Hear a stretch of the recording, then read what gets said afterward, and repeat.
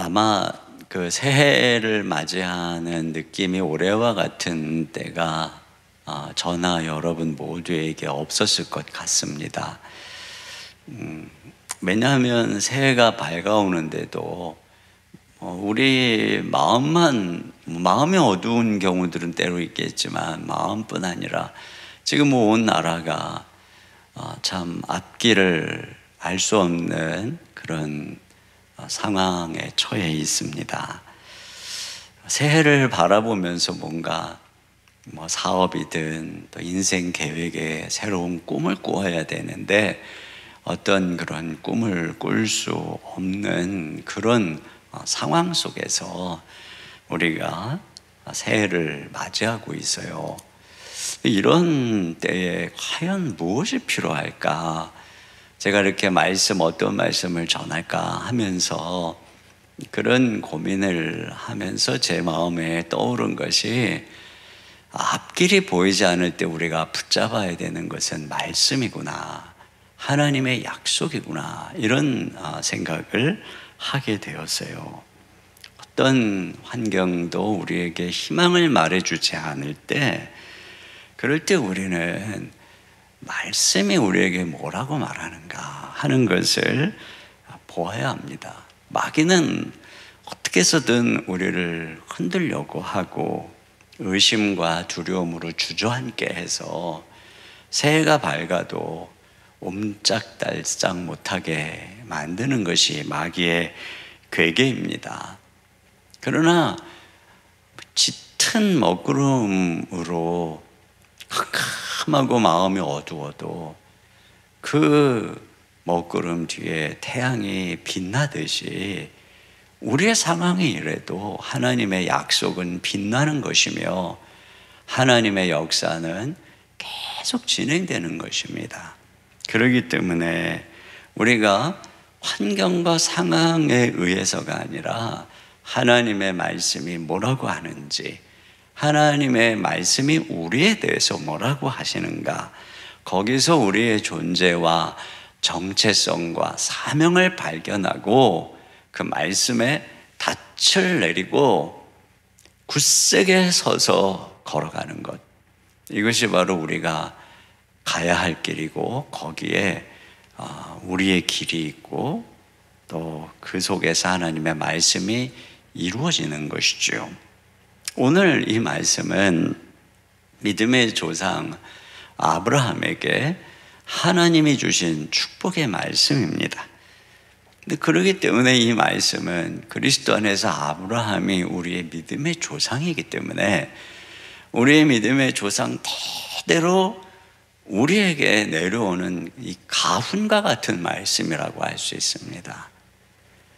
그렇기 때문에 이 말씀은 어떤 특정한 사람만의 말씀이 아니라 예수 그리스도 안에서 아브라함의 믿음의 조상인 모든 자녀들, 모든 후손들을 향한 말씀인 것이죠. 이 말씀, 어떤 약속, 예언인 이 말씀에는 강조가 되어서 나타나는 단어가 복입니다. 복. 그래서 우리 이 말씀에 이 복이라고 하는 단어가 몇 번이 나오는지 한번 2절하고 3절만 같이 한번 한 목소리로 읽어보겠습니다. 시작. 내가 너로 큰 민족을 이루고 내게 복을 주어 내 이름을 창대하게 하리니 너는 복이 될지라. 너를 축복하는 자에게는 내가 복을 내리고 너를 저주하는 자에게는 내가 저주하리니 땅의 모든 족속이 너로 말미암아 복을 얻을 것이라 하시니라. 네, 여기 보니까 복이라고 하는 단어가 5번이 나옵니다. 복을 주신다는 거예요. 자, 그러면 하나님께서 아브라함을 부르실 때 복을 주시겠다, 이런 말씀을 했다는 것은 하나님께서는 우리도 당신의 백성으로 삼으시고 부를 때 똑같은 약속을 주시는 것입니다. 그러면 도대체 하나님께서 우리를 부르시고 선택하시고 우리를 당신의 백성 삼으시면서 주시는 복이 뭘까? 그것을 생각해 보려고 합니다. 첫째로는 여기 보니까 내게 복을 주어. 이렇게 말씀을 하죠. 근데 이 복은 어떤 복을 말하는 것이냐면 아브라함에게 큰 민족을 이루고 너의 이름을 창대하게 하겠다는 바로 그 복을 주시겠다는 말씀인 것입니다. 그런데 이 복은 가만히 보면 이 땅의 복을 말하는 거예요. 그러니까 이 앞에 바벨탑을 쌓던 사람들이 추구하던 복하고 비슷합니다. 여기 창세기 12장 4절 말씀 다 같이요. 시작. 또 말하되 자 성읍과 탑을 건설하여 그 탑 꼭대기를 하늘에 닿게 하여 우리 이름을 내고 온 지면에 흩어짐을 면하자 하였더니 네, 높은 탑을 건설해서 우리 이름을 내자. 또 흩어짐을 면하자. 이게 뭐예요? 우리가 큰 민족이 되자. 이런 이야기인 것이죠. 이것이 바로 그들이 이 땅에서 추구하던 복이었어요. 그런데 하나님께서 그 바벨탑을 무너뜨리셨습니다. 그리고 하나님께서는 아브라함을 불러서 지금 무슨 복을 주시냐면 내가 너의 이름을 창대하게 해주고 내가 너로 큰 민족을 이루게 하겠다. 이렇게 말씀을 하고 있는 것입니다. 그러니까 이 복이 이렇게 보면 이 세상에서 큰 민족 생육하고 벌써 큰 민족 이루고 또 유명하게 되는 바로 그 복을 약속하고 있는 것이에요. 여러분, 하나님께서 창세기에 천지 만물을 창조하시면서 처음 복 주신다라고 하는 말씀이 나오는데 도대체 복을 주셔서 그 복이 무엇인가가 기록된 걸 보세요. 창세기 1장 22절 말씀인데요. 자, 시작. 하나님이 그들에게 복을 주시며 이르시되 생육하고 번성하여 여러 바닷물에 충만하라 새들도 땅에 번성하라 하시니라. 네, 이 동물들을 하나님이 창조하시면서 물고기를 창조하시고 새를 창조하시면서 생육하고 번성하고 충만한 것, 이것을 바로 하나님이 복을 주신다 이렇게 말씀하고 있습니다. 그런데 인간을 창조하시고서도 하나님이 창조하신 인간을 향해서 복을 선포하세요. 근데 그 복의 내용이 무엇이냐? 28절입니다. 시작. 하나님이 그들에게 복을 주시며 하나님이 그들에게 이르시되 생육하고 번성하여 땅에 충만하라 땅을 정복하라 바다의 물고기와 하늘의 새와 땅에 움직이는 모든 생물을 다스리라 하시니라. 네, 보세요. 생육하는 것, 번성하는 것, 또 충만한 것, 정복하는 것, 다스리는 것, 이것이 바로 하나님께서 주신 복이다 라고 하는 것을 알 수가 있습니다.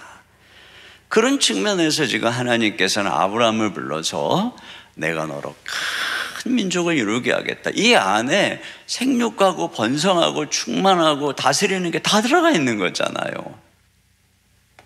여러분, 우리가 지금 신약 시대를 살기 때문에 이러한 구약의 복은 오늘 신약 시대를 살아가는 우리하고는 상관이 없다라고 말하는 사람은 창조자 하나님을 믿지 않는 거예요. 여러분, 우리는 지금 하나님이 창조한 세상에서 하나님께서 이 창세기에 창조한 해, 달, 별이 빛나고 동물과 새와 모든 것들이 이 거니는 세상을 지금 발을 디디고 살고 있는 것입니다. 그런데 우리가 이렇게 이 세상을 살면서 하나님이 창조 때에 선포하신 복이 없이 우리가 어떻게 생존할 수 있겠습니까? 이런 복을 무시한다는 것은 창조자 하나님을 믿지 않는 거예요. 이 초대교회 이단 중에 영지주의자들이 있었어요. 그들은 이 구약의 이 천지를 창조한 여호와 하나님은 아주 저등한 신이고 신약의 로고스인 그리스도는 아주 최고로 높은 단계의 신이다, 이렇게 생각을 하면서 물질을 천하게 여기고 오직 영적인 것, 그런 깨달음 이런 것만이 고상하다고 생각한 이단이 있었습니다. 이것은 바로 이 헬라 철학의 이원론에 빠져 있는 전혀 성경적 세계관하고는 다른 사고에서 비롯된 이단이었습니다. 근데 이렇게 성속 이원론에 빠져 있는, 또 영육 어떤 이원론에 빠져 있는 종교들이 얼마나 많습니까? 뭐 힌두교도 그렇고 불교도 마찬가지죠. 그런 종교들은 다 이 몸으로 살고 있는 세상은 헛된 것이고, 그리고 그것에서 벗어나는 것, 그게 바로 해탈이고 구원이라고 생각하며 세상을 다 무의미하고 헛된 것으로 바라봅니다. 그러나 여러분, 기독교의 구원과 천국은 그와 같이 이런 하나님이 만드신 이 창조 세계를 벗어나는 것이 아닙니다.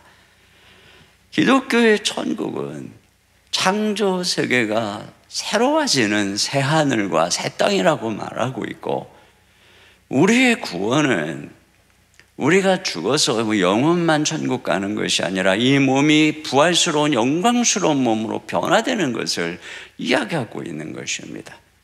우리가 구원을 받아서 들어갈 하나님의 나라는 셀 수 없는 커다란 무리들이 흰 옷을 입고 하나님을 찬양하는 한 나라요, 거대한 백성이죠. 여러분, 이 나라가 이루어지려면 이 땅에 생육하고 번성하고 땅에 충만한 수많은 사람들이 태어나야 되는 것이고, 그들이 예수님을 믿고 변화되어야만 이 하나님의 꿈이 이루어지는 것입니다.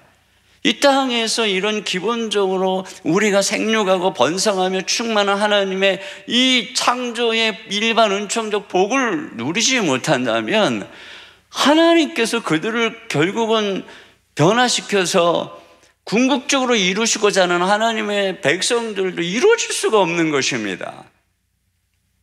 그렇기 때문에 땅의 축복과 하늘의 축복은 연결되어 있는 것이고, 구약의 축복과 신약의 축복은 연결되어 있는 것이며, 땅의 축복을 통해서 하늘의 축복을 완성해 가는 것입니다. 그래서 복음주의 연합운동인 로잔 언약, 아주 이 온전한 균형 있는 복음 운동을 하는 로잔 언약에는 이런 글이 나와요. 우리는 성경이 인간의 번영에 대한 비전을 담고 있으며 하나님의 복에는 물질적인 복지, 즉 건강과 부 모두가 포함된다고 가르침을 확인한다, 이렇게 되어 있습니다. 물론 이 로잔 언약은 번영 복음을 배격해요. 우리가 물질적인 복을 절대화하고 이 물질적인 부의 많고 적음을 따라서 영적인 복을 판단하는 이런 것은, 이건 번영복음, 잘못된 복음입니다. 이것은 옳지 않다라고 말하죠. 그러나 반대로 기독교는 영적인 복만 말하고 이 땅의 어떤 복은 다 무가치한 것이라고 말한다면, 여러분, 그건 기독교가 아니고 그건 불교인 것입니다. 너무나 많은 사람들이 불교의 영성을 가지고 기독교를 판단하려고 하는 경우들이 많이 있는 것 같아요. 우리는 창조주 하나님을 믿는 것입니다. 그분은 이 땅의 모든 부하기와 권세와 영광의 주인인 것을 믿는 것입니다.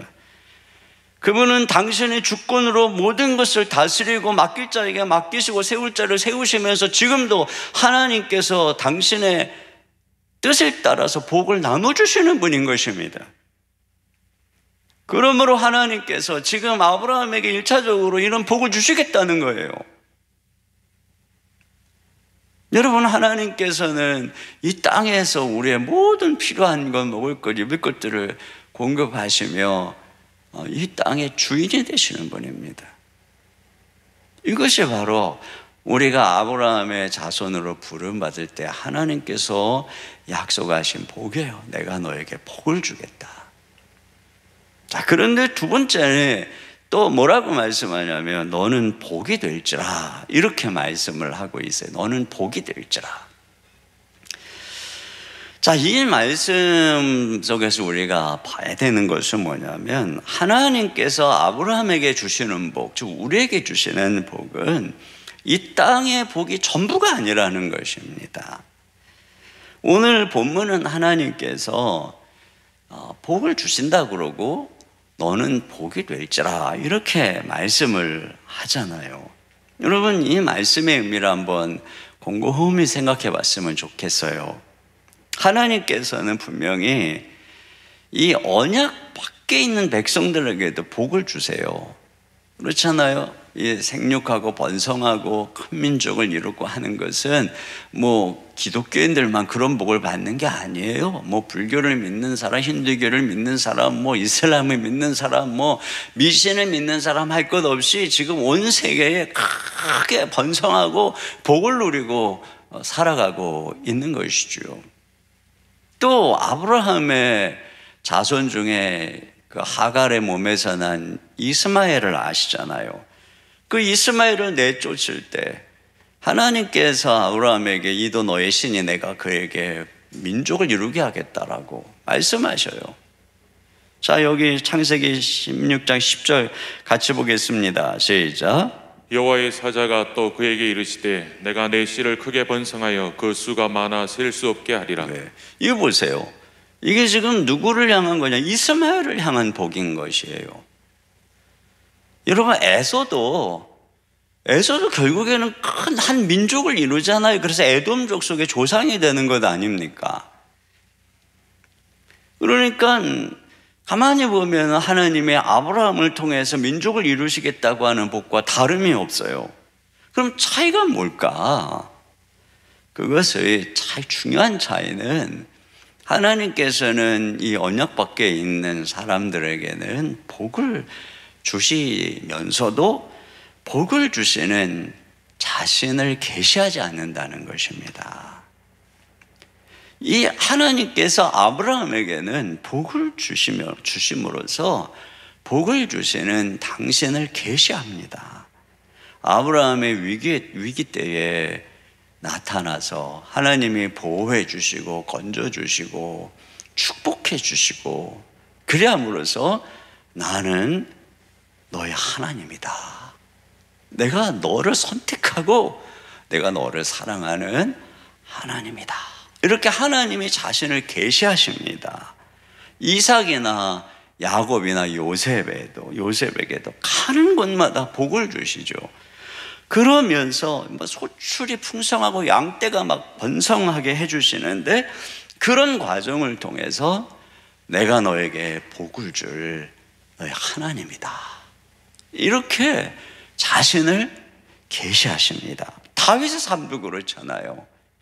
그 쫓기고 힘든 다윗의 삶 속에 하나님께서 그와 함께 하시면 그의 목자가 되셔서 그의 선하심과 인자하심으로 다윗의 평생 동안 함께 하시면서 결국은 다윗에게 내가 만군의 여호와, 내가 너의 하나님이다, 내가 너의 목자다, 이렇게 자신을 계시하는 것입니다.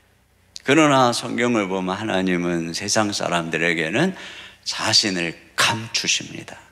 나타내시지 않는 것입니다. 그런 면에서 다르죠. 아브라함의 복은 이 놀라운 축복을 통해서 궁극적으로 하나님께서 내가 너를 선택해서 내가 너에게 복을 주고 내가 너의 편이 되고 내가 너의 하나님이 될 것이다, 이거예요. 그러니까 어때요? 아무도 너를 함부로 하지 못하는, 내가 너에게 복을 주기로 작정했다. 이게 바로 너는 복이 될지라 라고 하는 그 의미인 것입니다. 하나님이 함께 하는데 누가 우리를 대적하겠냔 말입니다. 그래서 그 다음에 3절 말씀하고 이어지는 거예요. 3절 상반절 같이 읽습니다. 시작. 너를 축복하는 자에게는 내가 복을 내리고 너를 저주하는 자에게는 내가 저주하리니. 네, 이 보세요. 아무도 저주할 수가 없다는 거예요. 하나님께서 함께 하시는데요. 하나님이 그들의 편이 되는데, 우리의 편이 되셨는데요. 그래서 발람 선지자가 발락의 사주를 받아서 이스라엘을 저주하라고 했을 때 저주를 못했잖아요. 그 입을 열어서 저주를 못하는 거예요. 입을 열면 오히려 저주를 하려고 입을 열면 축복이 튀어나오는 그러면서 그 발람이 그들을 저주할 수 없는 것이 그들의 여호와께 복을 받은 자니라, 이렇게 말씀하고 있는 것을 알 수 있어요. 하나님께서 함께 하시고 하나님이 복 주시기로 작정하면 아무도 저주할 수 없는 것입니다. 이게 하나님께 복 받은 자라는 것이고, 이것이 바로 너는 복이 될지라, 바로 그런 의미인 것이죠. 여러분, 이런 놀라운 아브라함을 향한 하나님의 복이 바로 우리에게 그리스도 안에서 이루어진 것입니다. 그래서 예수 그리스도께서 우리를 위한 모든 저주를 다 담당하시고, 우리가 하나님 앞에 얼마나 허물이 많아요. 그런데 주님께서 다 저주를 담당하시고 그리스도 안에서 하나님은 우리에게 복을 주시는 것입니다. 아무도 우리를 대적하거나 우리를 저주할 수 없는 그러한 복을 하나님이 우리에게 주시는 거예요. 이것이 바로 너는 복이 될지라, 너는 복받은 자다, 바로 이러한 자화상인 것이죠. 여러분, 우리가 바로 이런 복을 받아 누리고 있는 거예요, 하나님께서. 그런데 여기 보면 또 한 가지 뭐가 나오냐면, 너로 말미암아 이 온 땅의 모든 족속이 복을 받을 것이다 라고 하는 또 중요한 말씀이 나옵니다. 여러분, 우리가 이 하나님께서 당신이 우리를 축복하는 존재로 우리 하나님으로 우리에게 계시하는 게 왜 중요할까요? 우리는 하나님께서 아무리 우리에게 이 땅에 많은 복을 주신다고 할지라도 이 땅의 복으로 만족할 수가 없는 존재입니다. 그렇기 때문에 우리에게 정말 필요한 복은 바로 하나님이 우리의 하나님이 되시는 복인 것입니다. 근데 하나님 없는 복은 바닷물과 같아서 먹으면 먹을수록 갈증만 더해가는 거예요. 더 많이 얻으려고 할수록 더 갈증과 쉼이 없는 것이죠. 이렇게 이 세상의 것에서 뭔가 만족과 기쁨을 얻으려고 하는 것, 이게 바로 우상 숭배라고 하나님께서 말씀하고 있는 것입니다. 그런데 하나님께서는 우리에게 그런 우상 숭배를 하라고 복을 주시는 것이 아니라 우리에게 복을 주시면서 바로 그 복을 주시는 하나님이신 자신을 우리에게 계시하시고, 그 하나님이 우리와 함께 하심으로써 바로 그 복이신 하나님으로 말미암아 우리 마음의 진정한 만족과 행복과 그 신뢰 속에 살아가게 하는 거죠. 그러니까 우리가 하나님을 만날 때 우리는 세상이 줄 수 없는 이 만족과 기쁨을 얻게 되고, 그때의 복은 우상이 아니라, 목적이 아니라 수단이 되는 것입니다. 복을 얻으려고 파괴하고 싸우고 다투는 것이 아니라 오히려 하나님께서 우리에게 주신 것으로 섬기고 다스리는 존재가 되는 것이죠. 그때 비로소 우리는 하나님이 원래 창조했을 때의 바로 그 모습, 세상을 다스리고 정복하고 하는 바로 이 원래 우리의 모습으로 돌아가는 것입니다. 이게 섬김이죠. 원래 인간에게 하나님은 뭐 잡아먹고 죽이고 그런 존재가 아니라 가장 강한 존재로 인간을 창조하고 모든 연약한 피조 세계를 다 다스리고 보살피도록 하나님 우리를 창조하신 것입니다. 그러나 이 세상이 죄로 타락으로 얼그러졌고, 창세기 1장부터 11장까지는 인류가 타락해서 어떻게 노아 홍수로 다 멸망하는지, 노아 홍수 뒤에는 어떻게 바벨탑을 쌓으면서 또 하나님께 도전하는지, 그러다가 어떻게 흩어지고 어떻게 혼란스러운 세상이 펼쳐지고 있는지 이걸 보여주고 있는 것이죠. 그런 세상을 하나님이 회복시키기 위해서 하나님께서 아브라함을 불러내신 것입니다. 그래서 그 아브라함을 통해서, 한 민족을 통해서 그들의 하나님이 되심으로 그 백성 가운데 하나님이 통치하시고 하나님이 함께할 때, 하나님이 복이 될 때 그 놀라운 하나님의 통치와 이 평화의 그 나라, 그 백성들을 통해서 하나님께서는 열방에 하나님을 계시하고자 하는 것입니다.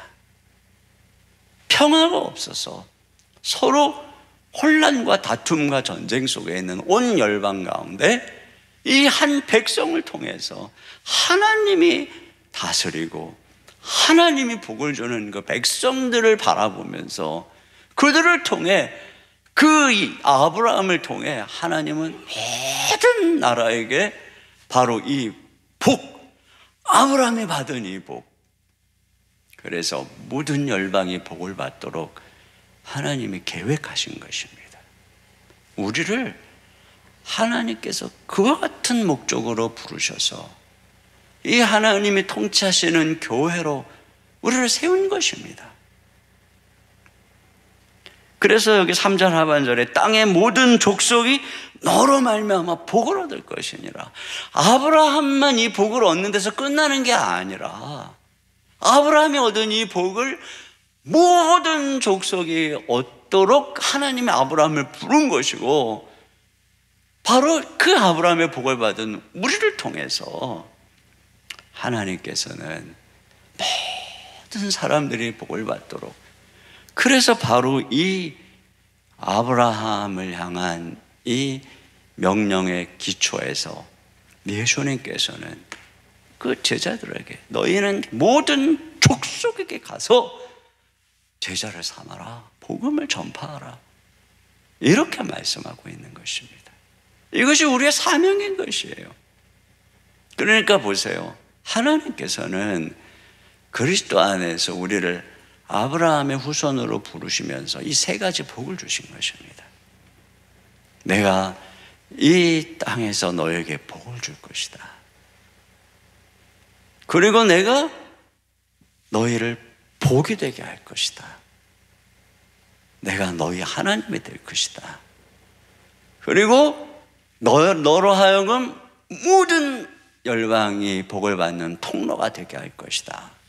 이것이 하나님께서 우리를 부르신 놀라운 하나님의 예언이에요. 우리를 부를 때는 이 아브라함을 통해서 하시고자 하는 일들이 우리에게 그대로 약속으로 주어진 것입니다. 이게 약속의 말씀인 것입니다. 이게 축복의 말씀인 것입니다. 여러분, 한 사람 한 사람 가정의 가원인 것입니다. 그러면 이것을 가진 자로서 우리가 어떻게 살아가야 되는가?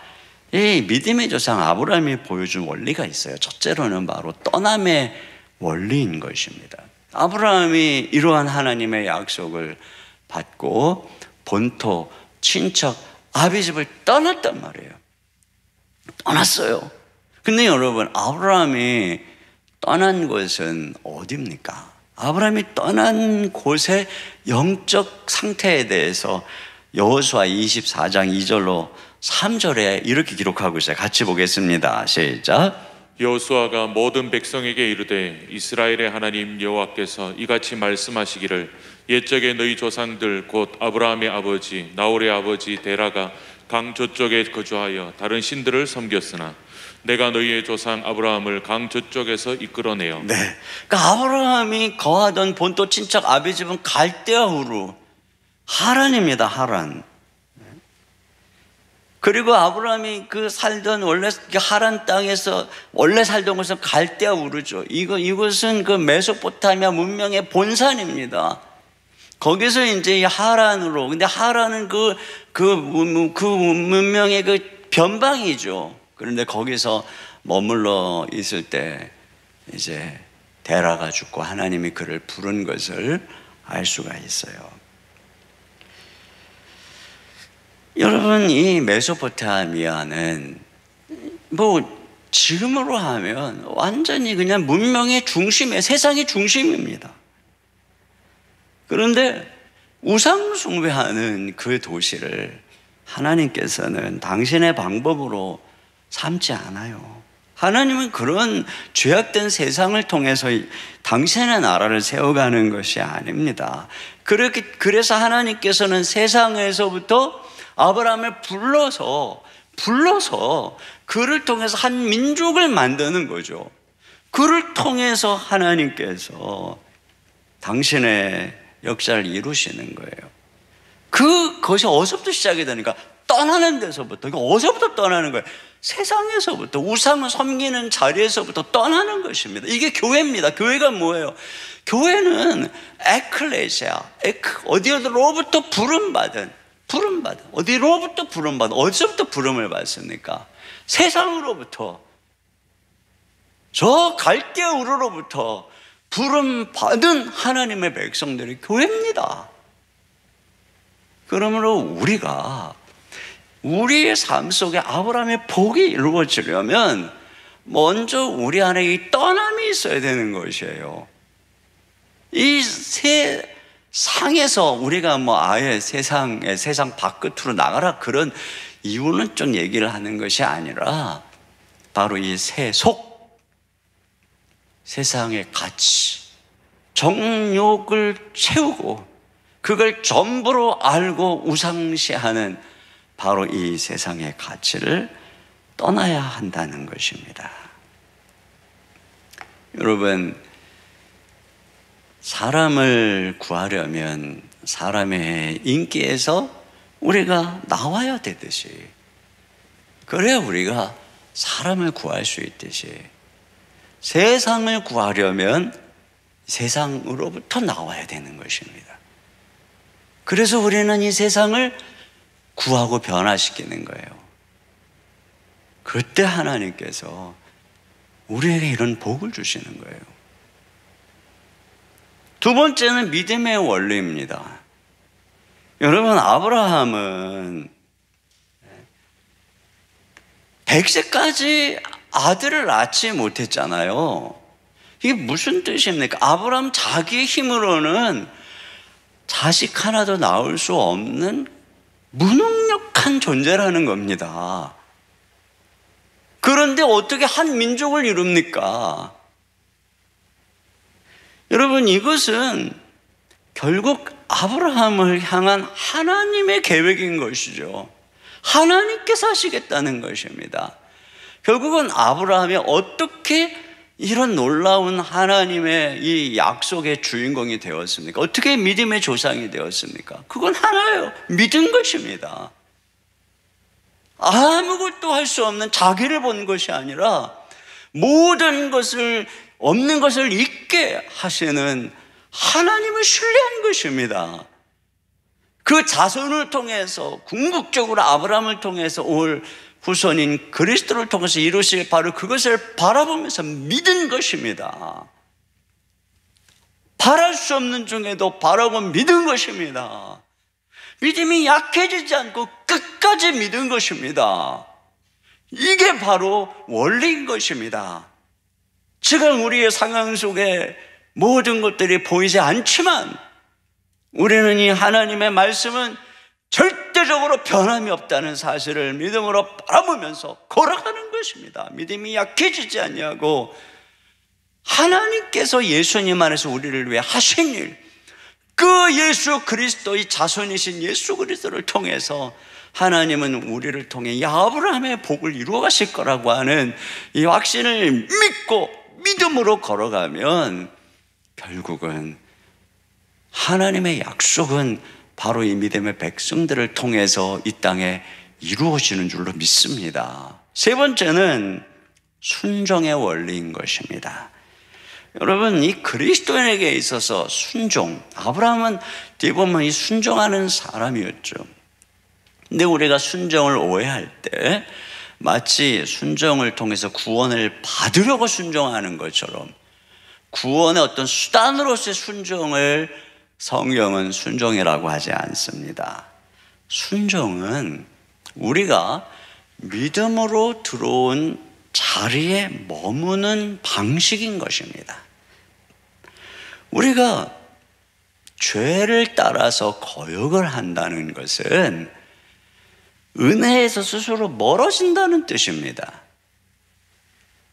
그렇게 되면, 그래서 우리가 세상과 벗하고 간음하고 우리 주일날에 본 말씀처럼 그렇게 살아가면 하나님의 복은 우리를 채찍질하고 징계하는 그런 모습으로, 사랑은 그런 모습으로 나타나게 되겠죠. 그러나 우리가 순종할 때 우리는 하나님이 예비하신 은혜와 축복 가운데 머물게 되는 것입니다. 그리고 그 하나님이 약속하고 예비하신 더 많은 복을 받아 누리는 방법이 되는 것입니다. 여러분, 이스라엘 백성들을 발람이 저주할 수가 없었습니다. 그런데 조금 있다가 이스라엘 백성들은 시딤이라는 곳에서 모압 여인들과 음행을 해서 하나님의 진노로 많은 사람이 죽임을 당합니다. 바깥에서 발람이 저주한 것도 아니고 발락이 공격한 것도 아닌데 하나님의 징계로 막 수많은 사람들이 죽임을 당합니다. 뭐 때문에 그랬습니까? 불순종이죠.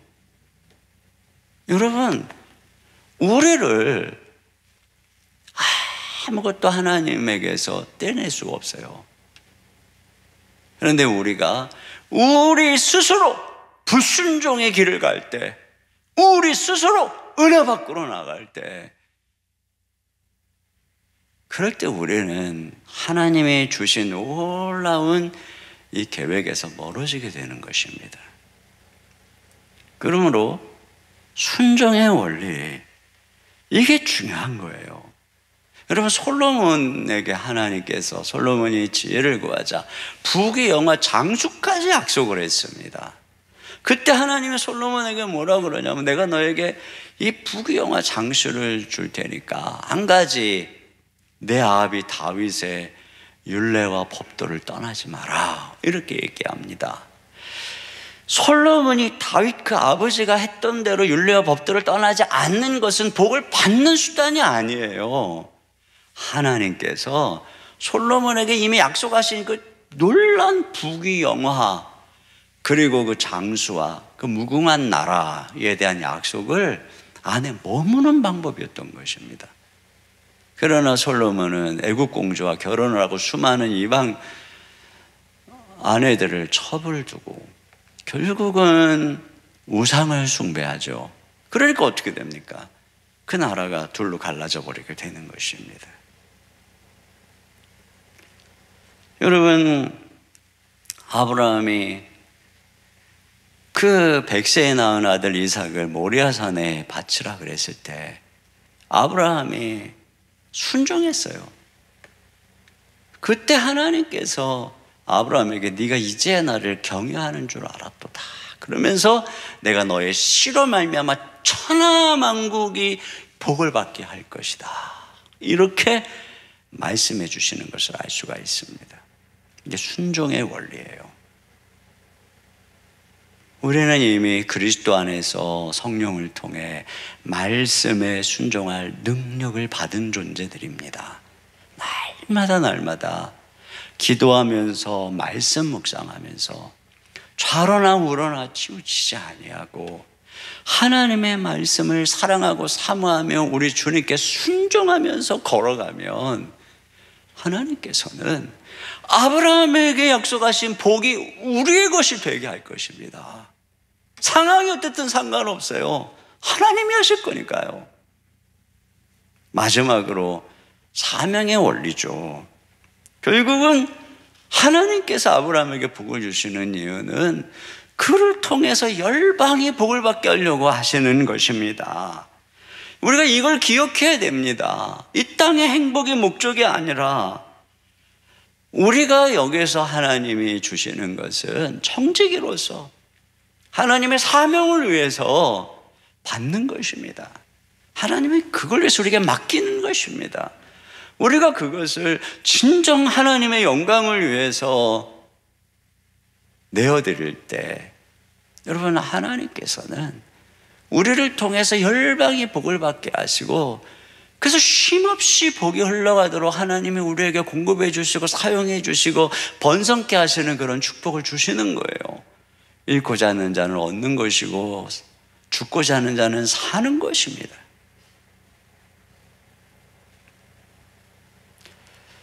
학생들이 공부를 해도 내가 공부해서 하나님의 영광을 위해, 공부해서 남을 주기 위해서 사업을 해도 하나님의 나라와 영광을 위해서, 바로 그때 이런 나의 이 땅에서의 복이 주어지는 이유와 목적을 분명히 알고 걸어갈 때 하나님께서는 이 놀라운 아브라함의 복이 오늘 우리의 복이 되도록 하시고 우리를 통해서 이 역사를 써가는 것입니다. 어떻게 시간이 이렇게 많이 흘러가 버렸네요. 기도해야 되는데. 자, 우리 이것을 기억하고 이 시간에 좀 짧은 시간이지만 같이 좀 기도했으면 좋겠는데요. 우리 너는 내 아들이라, 이 찬양 같이 좀 찬양하고 우리 같이 잠깐 기도하는 시간을 갖도록 하겠습니다. 우리가 어떤 환경이든 하나님이 우리를 향해서 너는 내 아들이다, 너는 내가 너를 복으로 삼았다, 이 말씀 기억하고 걸어가는 것입니다. 어떤 상황에도 상관없어요. 하나님이 함께 하시면 되는 것입니다. 오늘 이 약속의 말씀을 생각하면서 우리 같이 찬양 드리며 나가겠습니다. 힘들고 지쳐 낭망하고 넘어져 일어날 힘 전혀 없을 때에 조용히 다가와 손잡아 주시며 나에게 말씀하시네. 나에게 실망하며 내 자신 연약해 고통 속에 눈물 흘릴 때에 못 잡은 난 그 손길 눈물 닦아주시며 나에게 말씀하시네. 너는 내 아들이라, 너는 내 아들이라. 오늘날 내가 너를 낳고다. 너는 내 아들이라. 날 사랑하는 내 아들이라. 찬양합니다. 너는 내 아들이라. 너는 내 아들이라. 오늘날 내가 너를 낳고다. 너는 내 아들이라. 날 사랑하는 내 아들이라. 우리 이 시간에 함께 기도할 텐데요. 자, 우리 기도 제목 좀 읽고 이 시간에 같이 기도하는 시간을 갖도록 하겠습니다. 자, 같이 첫 번째 읽습니다. 시작. 어떠한 소망도 품을 수 없는 상황에서도 하나님의 약속은 빛나고 있음을 믿고 신뢰하게 하소서. 아멘. 두 번째, 혼란스러운 세상에서도 우리를 향한 하나님의 놀라운 사역을 성취해 가시며 아브라함의 복이 지금도 우리에게 부어지고 있음을 믿게 하소서. 아멘. 세 번째, 누구도 우리를 저주할 수 없는 복받은 자화상으로 변화시켜 주셔서 흔들리지 않는 굳센 믿음으로 일어나게 하소서. 그렇습니다. 어떤 코로나와 어떤 경제적인 여파와 어려움과 이런 것들이 우리의 앞을 가로막고 있어도 우리 말씀을 붙잡읍시다. 우리에게 오늘 아브라함의 후손인 우리에게 주님이 주시는 이 말씀, 이걸 마음에 새기고 주님 믿음으로 걸어갑니다. 아브라함처럼 순종함으로 걸어갑니다. 주님이 떠남의 원리, 믿음의 원리, 순종의 원리를 가지고, 사명의 원리를 가지고 나아갑니다. 우리 이 시간에 이런 고백과 또 새해를 믿음으로 바라보면서 같이 우리 주여 한번 부르고 한 목소리로 기도하겠습니다. 주여